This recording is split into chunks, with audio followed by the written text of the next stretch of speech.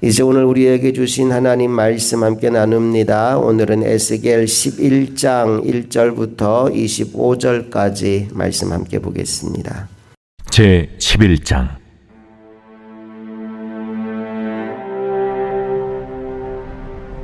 그때에 주의 영이 나를 들어올려서 여호와의 전 동문 곧 동양한 문에 이르시기로 보니 그 문에 사람이 25명이 있는데 내가 그 중에서 아술의 아들 야사냐와 분하야의 아들 블라랴를 보았으니 그들은 백성의 고관이라. 그가 내게 이르시되, 인자야, 이 사람들은 불의를 품고 이 성 중에서 악한 꾀를 꾸미는 자니라. 그들의 말이 집 건축할 때가 가깝지 아니한즉 이 성읍은 가마가 되고 우리는 고기가 된다 하나니, 그러므로 인자야, 너는 그들을 쳐서 예언하고 예언할지니라. 여호와의 영이 내게 임하여 이르시되, 너는 말하기를, 여호와의 말씀에 이스라엘 족속아, 너희가 이렇게 말하였도다. 너희 마음에서 일어나는 것을 내가 다 아노라. 너희가 이 성읍에서 많이 죽여 그 거리를 시체로 채웠도다. 그러므로 주 여호와께서 이같이 말씀하셨느니라. 이 성읍 중에서 너희가 죽인 시체는 그 고기요, 이 성읍은 그 가마인데 너희는 그 가운데서 끌려 나오리라. 나 주 여호와가 말하노라. 너희가 칼을 두려워하니 내가 칼로 너희에게 이르게 하고 너희를 그 성읍 가운데서 끌어내어 타국인의 손에 넘겨 너희에게 벌을 내리리니 너희가 칼에 엎드려질 것이라. 내가 이스라엘 변경에서 너희를 심판하리니 너희는 내가 여호와인 줄을 알리라. 이 성읍은 너희 가마가 되지 아니하고 너희는 그 가운데에 고기가 되지 아니할지라. 내가 너희를 이스라엘 변경에서 심판하리니 너희는 내가 여호와인 줄을 알리라. 너희가 내 율례를 행하지 아니하며 규례를 지키지 아니하고 너희 사방에 있는 이방인의 규례대로 행하였느니라 하셨다 하라.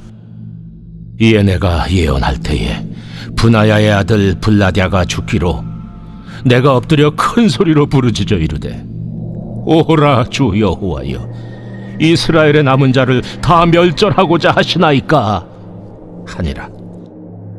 여호와의 말씀이 내게 임하여 이르시되, 인자야, 예루살렘 주민이 내 형제 곧 내 형제와 친척과 온 이스라엘 족속을 향하여 이르기를, 너희는 여호와에게서 멀리 떠나라.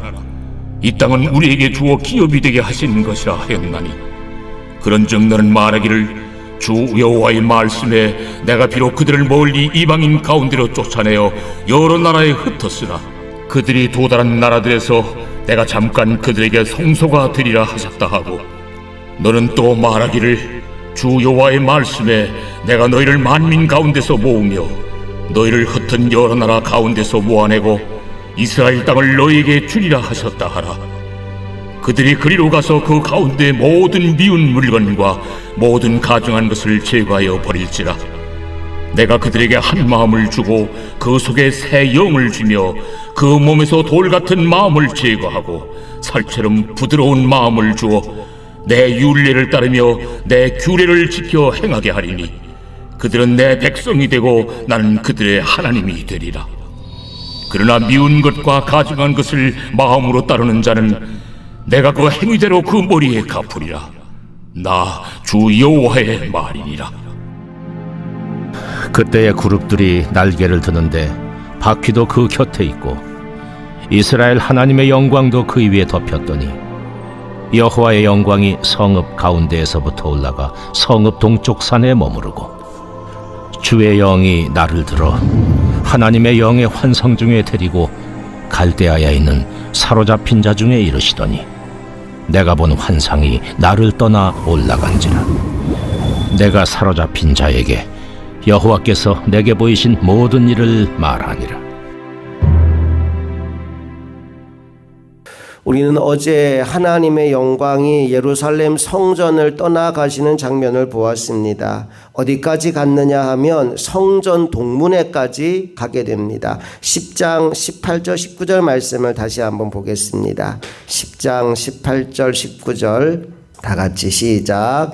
여호와의 영광이 성전 문지방을 떠나서 그룹들 위에 머무르니 그룹들이 날개를 들고 내 눈앞에 땅에서 올라가는데 그들이 나아갈 때 바퀴도 그 곁에서 함께 하더라. 그들이 여호와의 전으로 들어가는 동문에 머물고 이스라엘 하나님의 영광이 그 위에 덮였더라. 하나님의 영광이 지금 예루살렘 성전 안에서 빠져나와서 그 성전으로 들어가는 문 중에 하나인 동문에 머물렀다라고 되어 있죠. 자, 그런데 거기에서 오래 머물지 않고 오늘 본문에 보니까 하나님의 영광이 어디로 가느냐? 성읍 동쪽 산으로 옮겨지게 됩니다. 11장 23절 말씀으로 가볼게요. 다 같이 시작. 여호와의 영광이 성읍 가운데에서부터 올라가 성읍 동쪽 산에 머무르고, 그러니까 지금 하나님의 영광이 예루살렘 성전에서 점점 멀어져 가는 것을 우리가 보게 됩니다. 이제 그 성전 안에는 하나님의 영광이 없습니다. 그러니까 건물은 있어도 그 건물이 하나님의 성전의 기능을 더 이상 할 수 없는 것이 되어버렸다는 겁니다. 아무 소용없는 건물이 된 거죠. 오늘 우리 흥업교회와 또 주님의 몸된 성전인 모든 성도들이 날마다 하나님의 임재 가운데 하나님과 동행하는 삶을 살아가게 되기를 간절히 바랍니다. 사람만 많이 모인다고 중요한 것이 아니라 하나님의 영이 함께하는 것, 그것이 가장 중요하다는 사실을 기억하고 하나님이 우리와 늘 함께 하시도록 죄는 멀리하고 하나님은 가까이 하는 저와 여러분 모두가 될 수 있기를 간절히 소망합니다. 특별히 오늘 본문은 하나님의 영광이 왜 예루살렘 성전을 떠날 수밖에 없었는지 그 이유를 우리에게 보여주는데, 첫 번째 이유는 지도자들의 타락 때문이다 라고 말씀합니다. 1절 말씀 다 같이 읽어볼게요. 시작. 그때 주의 영이 나를 들어 올려서 여호와의 전 동문 곧 동양한 문에 이르시기로, 보니 그 문에 사람이 25명이 있는데 내가 그 중에서 이스루의 아들 야사냐와 브나야의 아들 블라다를 보았으니 그들은 백성의 고관이라. 백성의 고관이라는 말은 지도자들이라는 말이죠. 이스라엘을 이끌어가는 25명의 지도자들이 거기에 있더라라는 겁니다. 자, 그런데 그들이 도대체 무엇을 하고 있었느냐? 2절 말씀 이렇게 이어집니다. 다 같이 시작. 그가 내게 이르시되 인자야, 이 사람들은 불의를 품고 이 성 중에서 악한 꾀를 꾸미는 자니라. 그 마음에 불의를 품고 하나님이 기뻐하는 의를 행하는 것이 아니라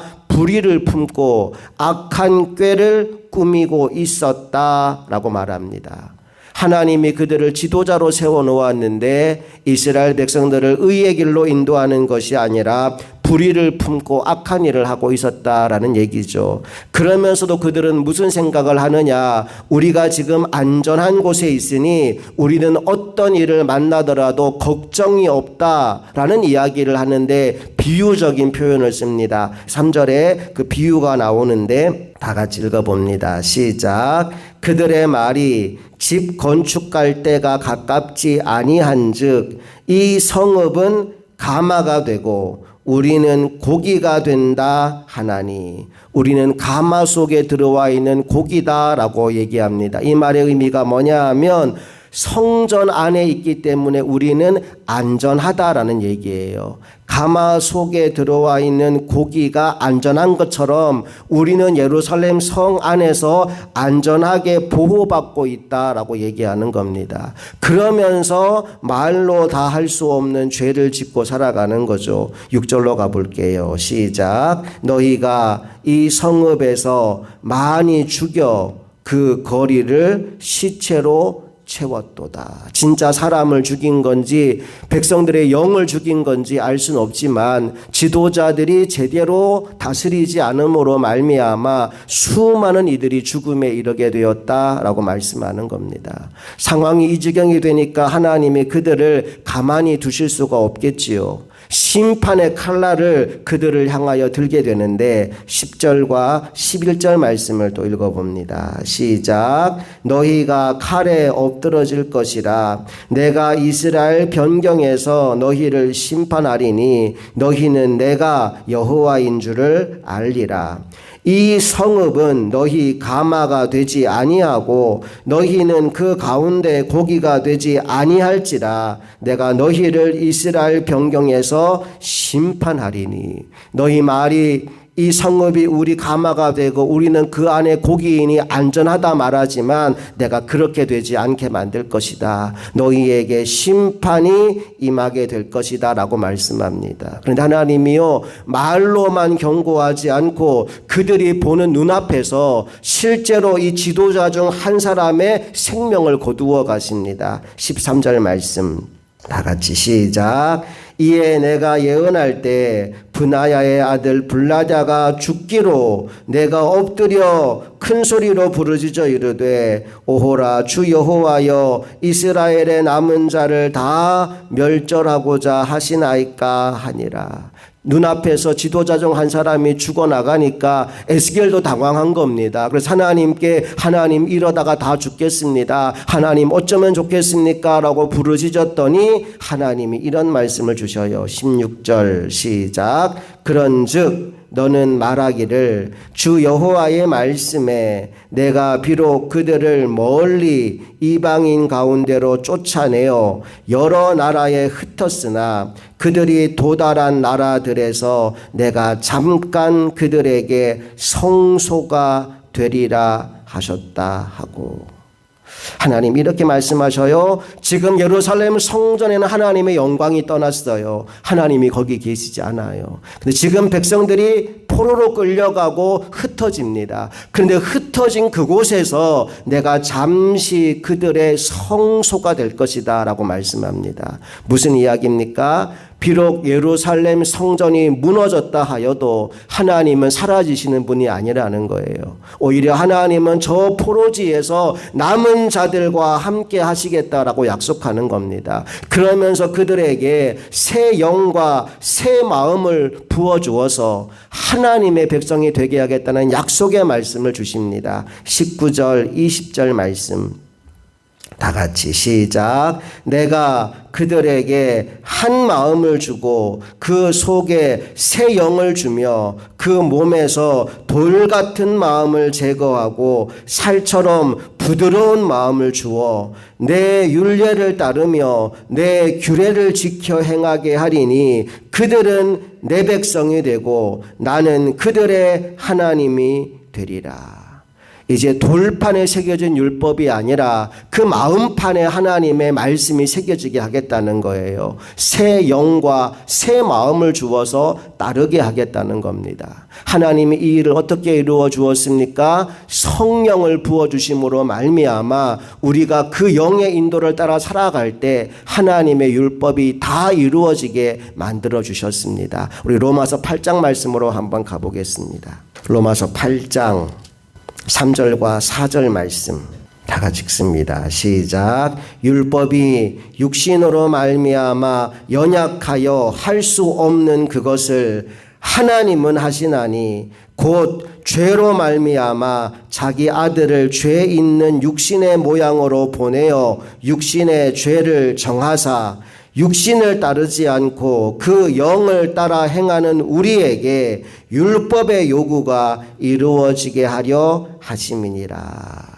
이렇게 시작됩니다. 율법이 육신으로 말미암아 연약하여 할 수 없는 그것을 하나님은 하시나니 우리 인생이 너무나 연약하여 하나님이 율법을 주셔도 지키지 못하는 것을 하나님도 아셨다는 거예요. 하나님의 법을 주셨는데 하나님의 백성들이 지키지 못해요. 그래서 죄 가운데 머뭅니다. 하나님이 이것을 너무나 안타깝게 여긴 거예요. 그래, 너희가 연약하여 그 법에 따라 살지 못하는구나. 그래서 너희가 죄 가운데 있구나. 죄에 빠진 우리들을 너무나 사랑하신 하나님이 제일 먼저 하신 일이 뭐냐? 우리의 죄 문제를 해결해 주시는 거예요. 자기 아들 예수 그리스도를 보내어서 육신으로 이 땅에 오게 하시고 우리의 죄를 대신 짊어지게 하심으로 말미암아 우리의 죄를 씻어 주셨어요. 육신의 죄를 정하사. 문제는 뭡니까? 죄가 정하여졌지만 여전히 우리 안에는 하나님의 율법에 따라 살아갈 수 있는 힘과 능력이 없는 거예요. 그래서 누구를 보내주셨다고요? 성령님을 보내주신 거예요. 우리 마음판에 율법을 새겨주신 거예요. 그래서 내가 율법을 하나도 모르는 사람이라 할지라도 내 안에 오신 성령의 인도를 따라 살아가면 율법의 요구가 이루어지게 하셨다는 겁니다. 예를 들어서 율법에 보니까 살인하지 말라는 말씀이 있어요. 내가 그 말씀을 모른다고 칩시다. 그런데 어느 날 내가 누군가가 미워서 미운 마음을 품었는데 성령님이 이렇게 말씀하는 거예요. 미워하지 마라. 사랑해라. 품어주어라.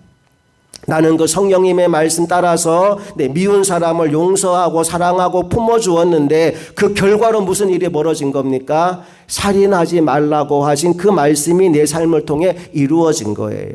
내가 그 말씀을 내가 지켜야지 하고 지키는 게 아니라 내 안에 오신 성령님의 인도를 따라 살았더니 율법의 모든 요구가 이루어지게 되더라는 겁니다. 4절 다시 보십시오. 육신을 따르지 않고 내 생각을 따르지 않고 그 영을 따라 행하는 자에게 율법의 요구가 다 이루어지게 하신다는 거예요. 그렇기 때문에 우리가 어떤 삶을 살아야 되느냐? 5절 6절 다 같이 읽습니다. 시작. 육신을 따르는 자는 육신의 일을, 영을 따르는 자는 영의 일을 생각하나니 육신의 생각은 사망이요 영의 생각은 생명과 평안이니라. 우리에게 성령을 주시고 우리의 삶을 인도해 가시는데 그 뜻에 따라 순종하여 살아가면 생명과 평안을 얻게 된다 말씀하십니다. 하나님이 이것을 우리에게 주시겠다고 에스겔서에 약속하신 거예요. 새 영과 새 마음을 너희에게 부어주어 너희가 나의 백성이 되게 만들겠다. 오늘 저와 여러분이 성령 충만한 사람 되기를 원합니다. 영의 생각을 따라가는 하나님의 종들이 되기를 간절히 소망합니다. 고린도전서 6장에 보니까 우리의 몸이 하나님의 성전이라는 말씀이 나와요. 이 말씀도 같이 읽어봅니다. 고린도전서 6장 19절 20절 말씀. 다 같이 시작. 너희 몸은 너희가 하나님께로부터 받은 바 너희 가운데 계신 성령의 전인 줄을 알지 못하느냐. 너희는 너희 자신의 것이 아니라 값으로 산 것이 되었으니 그런즉 너희 몸으로 하나님께 영광을 돌리라. 너희 몸은 너희가 하나님께로부터 받은 바 우리가 뭘 받았어요? 성령님을 받았어요. 너희 가운데 계신 성령의 전인 줄을 알지 못하느냐. 너희는 너희 자신의 것이 아니다. 어떤 값을 지불했습니까? 예수 그리스도의 생명값, 핏값을 지불했어요. 그 값으로 산 것이 되었으니 그런즉 너희 몸으로 하나님께 영광을 돌리라. 고린도서 6장은 우리에게 너희 몸이 하나님의 성전이라고 선언합니다. 그렇다면 가장 중요한 것이 무엇입니까? 하나님의 영광이 우리 안에 가득히 임하는 것입니다. 영광이 떠나버린 신앙은 형식만 남지만 영광이 임한 신앙은 살아 움직이게 됩니다. 오늘 본문에서 하나님은 포로지에도 함께 하셔서 그곳이 작은 성소가 되게 하겠다라고 약속하셨습니다. 그리고 그 약속이 오늘 고린도전서 6장에서는 너희 안에 거하시는 성령으로 말미암아 이루어지게 되었다라고 말씀하고 있는 겁니다. 그러므로 저와 여러분이 있는 곳이 어디이든 간에 그곳이 작은 성소가 되도록 기도 충만, 말씀 충만, 성령 충만한 삶을 살아가는 저와 여러분 모두가 될 수 있기를 주님 이름으로 축복합니다. 함께 기도하시겠습니다. 좋으신 아버지 하나님 은혜와 사랑을 감사드립니다. 오늘 예루살렘 성전에서 하나님의 영광이 완전히 떠나버렸습니다. 건물은 남았는지 모르겠지만 그 속에 사람들은 남았는지 모르겠지만 이제 그곳은 더 이상 성전이 아닙니다. 오히려 포로로 끌려가서 남은 자들 비록 소수일지라도 그곳에 주님의 영이 임하여 성소가 되게 하겠다 약속하십니다. 또한 새 영과 새 마음을 부어주어서 그 영을 받은 이들이 하나님의 전이 되게 하겠다 약속하셨습니다. 그 약속 그대로 오늘 이 예배 자리에 나온 우리 모두가 하나님의 몸된 성전이 된 줄로 믿습니다. 이제 우리 몸으로 하나님께 영광 돌리며 살아가기를 간절히 소망합니다. 이 하루 우리의 삶을 통하여 하나님이 영광 받으시도록 주의 영이 인도하는 길을 잘 따라가는 믿음의 종들이 다 되게 하여 주옵소서. 우리 주 예수 그리스도의 이름으로 간절히 기도합니다. 아멘.